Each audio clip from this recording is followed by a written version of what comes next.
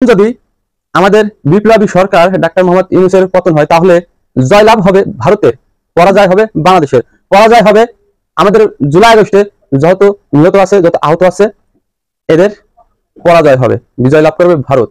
তার কারণ হচ্ছে ভারতে বসে আছে জুলাই আগস্টের যত নিহত আছে, যত আহত আছে, তাদের খুনি বসে আছে ভারতে। তিনি হচ্ছেন কাঁঠাল রানী। আসসালামু আলাইকুম, কেমন আছেন সবাই? সবাই ভালো আছেন? বাংলাদেশে অন্তর্বর্তীকালীন সরকারের প্রধান উপদেষ্টা ডক্টর মোহাম্মদ ইউনূসের পরাজয় হলে কি হবে বাংলাদেশে? ডক্টর মোহাম্মদ ইউনূসের পরাজয় হলে বাংলাদেশে যেটি হবে সেটা হলো বাংলাদেশ সেনাবাহিনী পুরো দেশ দখল দেবে, সামরিক আইন জারি করবে, মার্শাল ল নিয়ে যাবে দেশ। কয়েকদিন যাবৎ শোনা যাচ্ছে ডক্টর মোহাম্মদ ইউনূস পদত্যাগ করবে।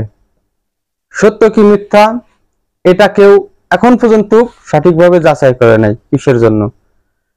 আমরা অনেকেই নেট খুলে দেখতে পাই ডাক্তার মোহাম্মদ ইউনূস পদত্যাগ করবে, পদত্যাগ পত্র রেডি করছে। তবে আমরা এখন পর্যন্ত শুনতে পাই নাই আমাদের যে অন্তর্বর্তীকালীন সরকারের প্রধান উপদেষ্টা ডাক্তার মোহাম্মদ ইউনূস তার মুখ দিয়ে বলছে সে পদত্যাগ করবে। আমরা এখন পর্যন্ত কেউ শুনতে পাইনি সে পদত্যাগ করবে। আসেন, ডক্টর মোহাম্মদ ইউনূস পদত্যাগের নামে ডক্টর মোহাম্মদ ইউনূস কি তার জনপ্রিয়তা বাড়াচ্ছে, নাকি আসলে সে পদত্যাগ করবে? আসেন আমরা এই নিয়ে কিছু বিশ্লেষণ করি। সেটা হলো, কয়েকদিন আগে আমাদের বাংলাদেশে যে সেনাপ্রধান আছে সে একটি বিবৃতি প্রকাশ করছে। সেটা হলো বাংলাদেশের নির্বাচন 2025 সালের ডিসেম্বর মাসে হওয়া জরুরি। এটার প্রেক্ষাপটে দেখা যাচ্ছে ডাক্তার মোহাম্মদ ইউনূস একটা চাল খাটাচ্ছে। সেটা হলো, আমার জনপ্রিয়তা বাংলাদেশের জনগণের কাছে কতটুকু আছে এটা আমি দেখতে চাই। এই কারণেও ডক্টর মোহাম্মদ ইউনূস একটা গেম খেলতে পারে বাংলাদেশের জনগণের সাথে। ডক্টর মোহাম্মদ ইউনূস যদি আসলেই পদত্যাগ করে, তাহলে জুলাই আগস্টে যত নিহত আছে, আহত আছে, তাদের রক্তের সাথে ডক্টর মোহাম্মদ ইউনূস বেইমানি করবে।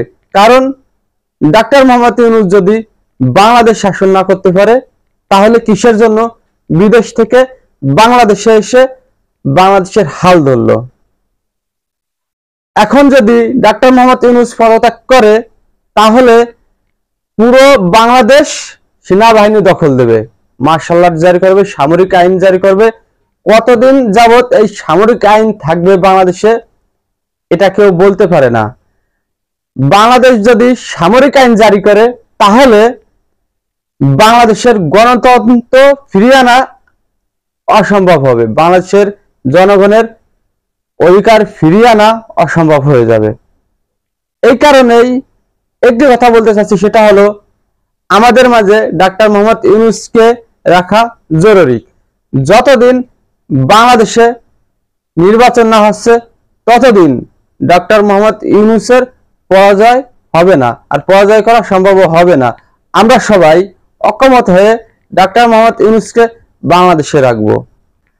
আমাদের মাঝ থেকে যদি ডক্টর মোহাম্মদ ইউনূস পদত্যাগ করে, তাহলে বাংলাদেশে যে নতুন একটি রাজনৈতিক দল এনসিপি বা জাতীয় নাগরিক কমিটি, এই জাতীয় নাগরিক কমিটি একটি অস্তিত্ব সংকটে পড়বে। সেটা হলো, সবেমাত্র তারা একটি দল গঠন করলো।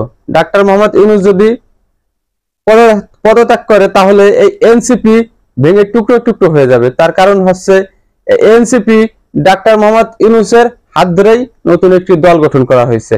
এই কারণেই এনসিপি একটি অস্তিত্ব সংকটে পড়বে।